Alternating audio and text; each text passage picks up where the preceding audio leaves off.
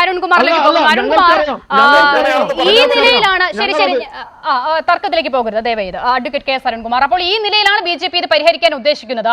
മറ്റൊരു പ്രധാനപ്പെട്ട കാര്യം ജോമോനി പറഞ്ഞു പോകുന്നതിന്റെ ഇടയ്ക്ക് വാസ്തവത്തിൽ അത് വലിയ മാനങ്ങളുള്ള വിഷയമാണ്. ഈ സർട്ടിഫൈഡ് മുസ്ലിം ഇനി മുതൽ BJP ആണോ അപ്പോൾ ഈ രാജ്യത്തെ ഓരോ മനുഷ്യന്റെയും മതവിശ്വാസത്തിന് സർട്ടിഫിക്കറ്റ് കൊടുക്കാൻ പോകുന്നത്? ജോമോൻ പറയുന്നത് എന്തോ സർട്ടിഫിക്കറ്റ് കൊടുക്കും, ഞങ്ങളത് മനസ്സിലാക്കും, അതിനൊക്കെ നിയമമുണ്ട്, അതുണ്ട്, ഇതുണ്ട്. എങ്ങനെയാണ്, എന്താണ് അരുൺകുമാർ ഇദ്ദേഹം പറയുന്നത്, BJP പറയുന്നത്? പ്രോപ്പർ എവിഡൻസ്, അത് കൃത്യമായ ഒരു എവിഡൻസ് ഇല്ലാതെ ഇനി കൊടുക്കാൻ പറ്റില്ല. ബഹുമാനപ്പെട്ട BJP പ്രതിനിധിയോട് ഒരു കാര്യം ചോദിക്കാനുള്ളത്, ഏതെങ്കിലും തരത്തിൽ ഈ പാർലമെന്റ് പാസാക്കിയ വഖഫ് നിയമപ്രകാരം ഈ മുനമ്പം ഭൂപ്രശ്നം പരിഹരിക്കപ്പെട്ടെങ്കിൽ പിന്നെ എന്തിനാണ് മുനമ്പത്ത് ഇപ്പോഴും സമരം തുടരുന്നത്? അവിടെ കഴിഞ്ഞ 176 ദിവസമായി നടക്കുന്ന സമരം അതേ രൂപത്തിൽ തുടരുകയല്ലേ? നിങ്ങളുടെ ഗവൺമെന്റ് പാസാക്കിയ നിയമപ്രകാരം ആ പ്രശ്നം പരിഹരിക്കപ്പെട്ടെങ്കിൽ ആ സമരം നിർത്തി എണീറ്റ് പോയിക്കൂടെ? നിങ്ങൾ വലിയ മധുരം മിഠായിയൊക്കെ വിതരണം ചെയ്തല്ലോ, പിന്നെയും സമരം തുടരുകയല്ലേ? അവിടെ നിൽക്ക, നിങ്ങൾ കേൾക്ക്. അല്ല മിസ്റ്റർ, നിങ്ങൾ സംസാരിച്ചപ്പോ എത്ര മര്യാദയോടെ കേട്ടിരുന്നാണ്. നാളെ കഴിഞ്ഞ് അവരുടെ കേന്ദ്രമന്ത്രി വന്ന് സമരം പിരിച്ചുവിടുമെന്നാണ് പറയുന്നത് അരുൺകുമാർ. ആയിക്കോട്ടെ ആയിക്കോട്ടെ, എന്തായാലും ഇവിടെ കൃത്യമായി തന്നെ ശ്രീ ഷാജു ആന്റണി അടക്കം അത് വിശദീകരിച്ചു. ഏതെങ്കിലും ഈ റിട്രോസ്പെക്റ്റീവ് ഈ എഫക്റ്റ് ഈ നിയമത്തിന് ഇല്ല എന്ന് കൃത്യമായി ആഭ്യന്തരമന്ത്രി പറഞ്ഞു, കിരൺ റിജുവും പറഞ്ഞു. അപ്പോൾ മുൻപ് നിലനിൽക്കുന്ന സാഹചര്യങ്ങളൊന്നും ഈ ഭൂപ്രശ്നം പരിഹരിക്കാൻ ഒരു രീതിയിലും സഹായമാകില്ല. പിന്നെ ട്രസ്റ്റുമായി ബന്ധപ്പെട്ടുള്ള കാര്യവും വിശദമായി പറഞ്ഞു. അപ്പോൾ ജനങ്ങളുടെ മുന്നിൽ ഇത് വ്യക്തമാണ്. BJP-ക്കാർക്ക് മാത്രം മനസ്സിലാകുന്നില്ലെങ്കിൽ അത് മനസ്സിലാകട്ടെ, അത്രേ പറയാനുള്ളൂ. പിന്നെ ഇവിടെ ഏറ്റവും ആദ്യം കുറച്ച് നാളായിട്ട് പറഞ്ഞുകൊണ്ടിരുന്ന എന്താ, ഈ ഗവൺമെന്റിന്റെ ഇന്ത്യ ഗവൺമെന്റിന്റെ കയ്യിലുള്ള പ്രോപ്പർട്ടി, പ്രത്യേകിച്ച് പട്ടാളത്തിന്റെ കയ്യിലുള്ള പ്രോപ്പർട്ടി, ആ പട്ടാളത്തിന്റെ കയ്യിലുള്ള ഒന്നാമത് സെക്ഷൻ 40 നിങ്ങളൊന്ന് കേൾക്കും മിസ്റ്റർ, എന്ത് മര്യാദകേടാ കാണിക്കുന്നത്? നിങ്ങൾ സംസാരിച്ചപ്പോൾ ആരെങ്കിലും മിണ്ടിയോ?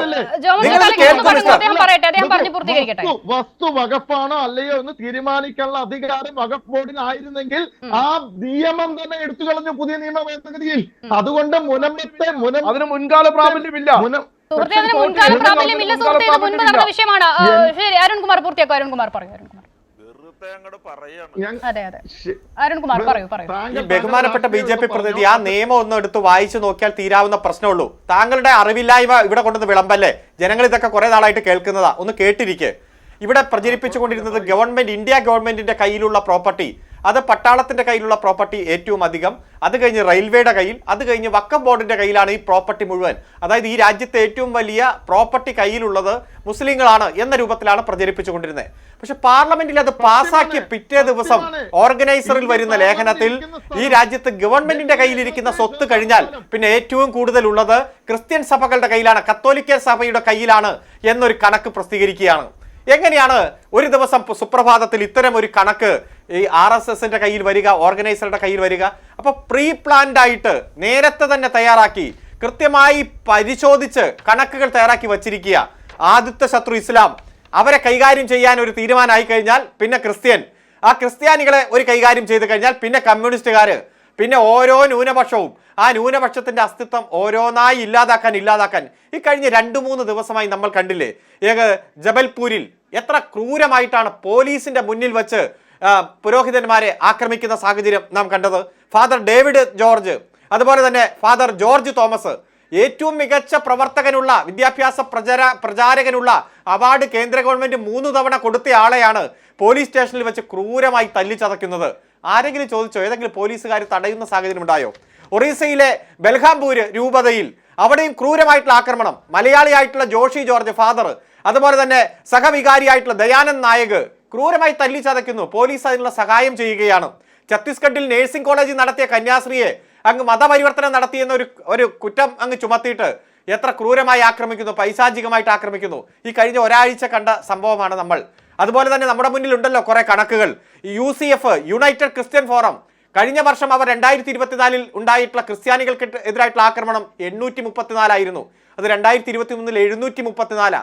അതായത് ഇവിടെ ചില സഭകൾ വന്നിരുന്ന ചാനൽ ചർച്ചകളിൽ അടക്കം ന്യായീകരിച്ച് നിങ്ങൾ വഖഫ് ബില്ലിനെ പിന്തുണയ്ക്കണം എന്ന് രാഷ്ട്രീയ നേതാക്കന്മാരോട് ആവശ്യപ്പെടുകയും അങ്ങനെ പിന്തുണച്ചില്ലെങ്കിൽ ഞങ്ങൾ ഞങ്ങളുടേതായിട്ടുള്ള രീതിയിൽ പോകുമെന്ന് കാത്തോലിക്ക കോൺഗ്രസിന്റെ പ്രസിഡന്റ് അടക്കം വന്ന് പറയുമ്പോഴാണ് ഇവിടെ ഈ രാജ്യത്താകമാനം ക്രൂരമായിട്ടുള്ള ആക്രമണം ക്രിസ്ത്യൻ മതത്തിനെതിരെ, ഇസ്ലാം മതത്തിനെതിരെ, മറ്റ് ന്യൂനപക്ഷങ്ങൾക്കെതിരെ നടന്നുകൊണ്ടിരിക്കുന്നത്. അതുകൊണ്ട് RSS രൂപീകരിക്കപ്പെട്ടിട്ട് 100 വർഷം തികയുന്ന ഈ വർഷത്തോടെ ന്യൂനപക്ഷത്തെ എല്ലാം അടിച്ചമർത്തി ഒരേ രാജ്യം, ഒരേ മതം, ഒരു ജാതി, ഒരു ഭാഷ, ഒരു വേഷവിധാനം, ഒരേ ഭാഷ എന്ന RSSന്റെ തിട്ടൂരം നടപ്പാക്കാൻ വേണ്ടിയിട്ടുള്ള ശ്രമമാണ്. അതിനുവേണ്ടി കേന്ദ്രമന്ത്രി ചർച്ച നടത്തും.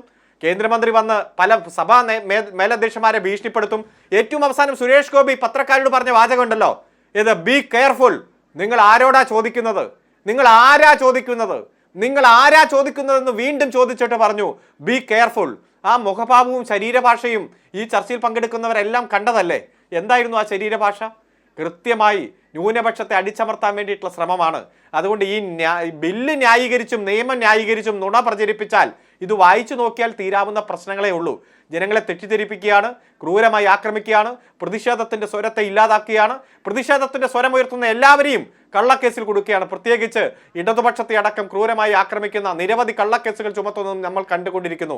ഇസ്ലാം, ക്രിസ്ത്യൻ, കമ്മ്യൂണിസ്റ്റുകാർ, മറ്റ് ന്യൂനപക്ഷം പ്രതിഷേധത്തിൽ ഏറ്റവും അവസാനം ഒരു സിനിമ, ആ സിനിമയുടെ സംവിധായകൻ, നിർമ്മാതാവ് ഗോകുലം ഗോപാലൻ, പൃഥ്വിരാജ്, ആന്റണി പെരുമ്പാവൂർ അങ്ങ് കയറി ഇറങ്ങുക, ഇഡിയും ആദായ നികുതി വകുപ്പും എല്ലാം. അതുകൊണ്ട് BJP ഉയർത്തിപ്പിടിക്കുന്ന ആ വർഗീയതയുടെ രാഷ്ട്രീയം, വിഘടനവാദത്തിന്റെ രാഷ്ട്രീയം, ഭിന്നിപ്പിന്റെ രാഷ്ട്രീയം ജനം തിരിച്ചറിയുന്നുണ്ട്. തിരിച്ചറിഞ്ഞുകൊണ്ട് തന്നെ മുന്നോട്ട് പോകുന്നു എന്നതാണ് ഈ അവസരത്തിൽ സൂചിപ്പിക്കുന്നത്.